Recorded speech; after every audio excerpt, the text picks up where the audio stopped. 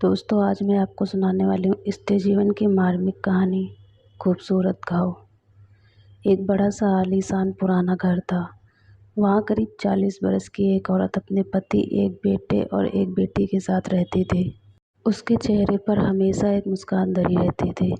सुंदर सी साड़ी और उससे मैचिंग करती बिंदी और हल्के से गुलाबी रंग की लिपस्टिक हर समय उस पर सजी रहती थी।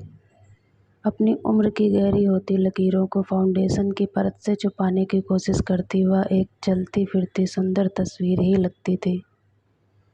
घर के एक छोटे से बगीचे में हरे भरे सुंदर फूलों के पौधे करीने से गमलों में लगे थे। मेन दरवाजे से अंदर घुसते ही भगवान जी की एक सुंदर बड़ी सी मूर्ति स्थापित थी और मोगरा अगरबत्ती की खुशबू का झोंका यकायक सांसों को महकाने लगता। एक कोने की तिकोनी मेज पर ताज़ी अखबार और पत्रिकाएं थीं। दूसरी ओर शेल्फ पर रखी हुई आधुनिक फ्रेमों में जड़ी हुई कुछ तस्वीरें बड़े ही सलीके से रखी थीं। उस बड़े से हॉल में से एक दरवाज़ा किचन की ओर खुलता था, जहाँ सलीके से रखे बर्तन और वहाँ की साफ सफाई उस औरत की सुघड़ता को दिखला रहे थे। सामने वाली दीवार पर एक बड़ी सी पेंसिल स्केच वाली एक ड्राइंग फ्रेम में लगी बड़ी प्यारी लग रही थी और उसके कोने में उस औरत का नाम लिखा था।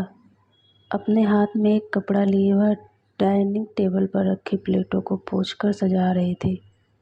सलाद की प्लेट को सजाना और फलों को फ्रिज से निकालकर टेबल के सेंटर में रखना, यह सब काम हो रहे थे कि अचानक से उसके मोबाइल की बेल बजी और उसने झट से बोला, हेलो।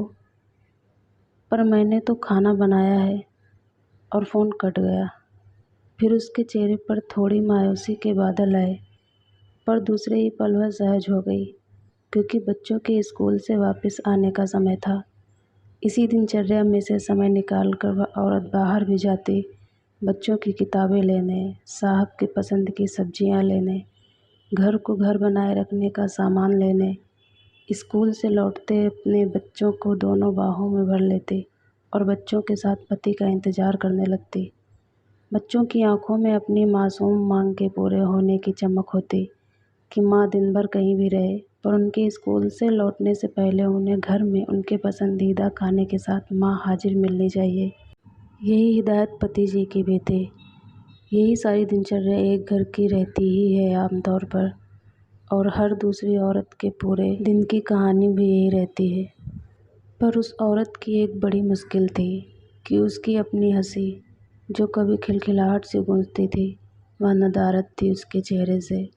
जो संतुष्टि के भाव होते हैं वे उसकी फाउंडेशन की परत के नीचे कहीं दबे थे।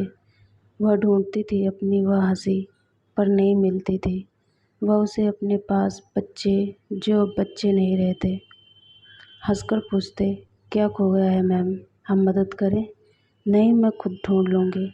वह अपनी झेंप मिटाती हुई कहती, यहाँ इस कमरे में तो नहीं है ना?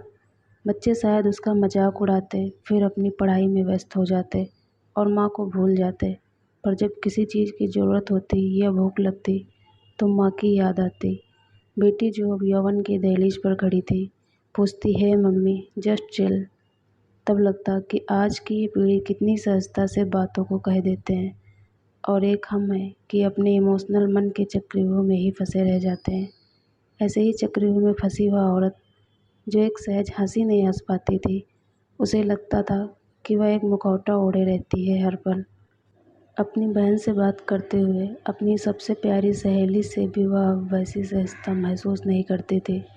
मन खुल नहीं पाता था उसका। कुछ था जो उसे खुश होने से रोकता था। शाम हुई और बच्चे घर से बाहर खेलने निकले तो वह चुपचाप अपने कमरे में गई, साड़ी उतारी और अपने ब्लाउज की दाहिनी बाजू को जरा सा खिसकाया और सामने की टेबल पर रखी विटनोवेट की स्किन क्रीम को दाहिने कंधे पर दिख रहे गहरे लाल रंग के बड़े से निशान पर मला और वापस ब्लाउज को ठीक से पहनकर दोबारा साड़ी ओढ़ ली। फिर से थोड़ा फाउंडेशन लगाया और पलकों के कोने पर जो नमी आ गई थी उसे पोंछा और आंखों को अच्छा दिखाने के लिए काजल का एक स्ट्रोक लगा लिया। फिर से वही गुलाबी रंग की लिपस्टिक लगाई और अपने होठों पर एक मुस्कान को भी सजा लिया। तो क्या यह एक घाव था जो उसे हंसने से, खिलखिलाने से रोकता था? शादी के 18 सालों में जाने कितने ऐसे घावों को वह छुपा छुपा कर रखती रही है। चुपके से मलहम लगाकर, एक छोटी मुस्कान सजाकर सहज होने की कामयाब कोशिश करती रही है। शरीर के घाव तो वह बिटनोबिट लगाकर भर लेती थी, पर उसकी आत्मा पर जो जख्म थे, उनके लिए कोई दवा नहीं थी। वह रिश्ते थे, दर्द भी करते थे, पर दिखते नहीं थे किसी को भी। रात को जब बच्चों का खाना निपट गया, तो पतिदेव की कार का हॉर्न सुनते ही वह लपक कर दरवाज़ा खोलने गई। आज कुछ ज़्यादा काम था? थोड़ा हिचकिचाहट के साथ पूछा। कोई जवाब नहीं। पत्नी का दिन कैसे बीता? बच्चों की पढ़ाई की कोई चिंता नहीं।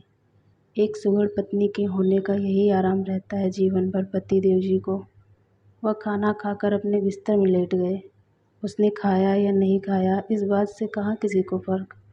वह औरत अपनी दबी सी आवाज़ में सिसक रही थी, पर पतिदेव को इस बात से कोई फ़र्क नहीं पड़ता। वह रात एक और नया घाव छोड़ कर गई थी, उसकी आत्मा पर, और शरीर के घाव को और गहरा गई थी। सुबह अलार्म बजा। रसोई में से आवाज़ें आने लगीं। बच्चों, चलो उठो, स्कूल के लिए देर हो जाएगी। आप भी उठिए, चाय बन गई है। वह औरत एक सुंदर सी साड़ी पहने, धुले लंबे बालों को समेटती, चाय का कप लिए बेडरूम की तरफ चली गई।